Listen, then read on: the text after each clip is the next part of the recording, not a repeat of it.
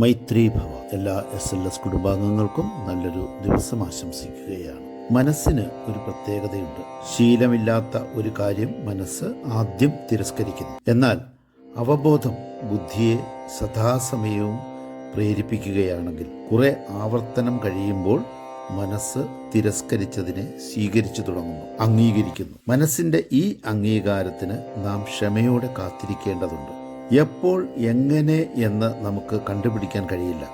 കാരണം മനസ്സ് ഒരു ബോധ സംവിധാനമാണ്. ഒരു നിയമവും പാലിക്കാത്ത ഒന്നാണത്. ഒരു ദിവസം അത് സംഭവിക്കുക തന്നെ ചെയ്യും. സാക്ഷിയാകൽ അഥവാ വിറ്റ്നസിംഗ് മോഡിലേക്ക് നിങ്ങൾ കടക്കും. അതോടെ മനസ്സിന്റെയും ശരീരത്തിന്റെയും പ്രവർത്തനങ്ങൾക്ക് സാക്ഷിയാകാനും നിയന്ത്രണം കൈവരിക്കാനും കഴിയുന്നു. അതുകൊണ്ട് മെഡിറ്റേഷൻ ഏത് കാര്യം ചെയ്യുമ്പോഴും അത് ചെയ്യുന്ന കാര്യത്തിലുള്ള പൂർണ്ണ ശ്രദ്ധ തുടർന്നുകൊണ്ടേയിരിക്കുക.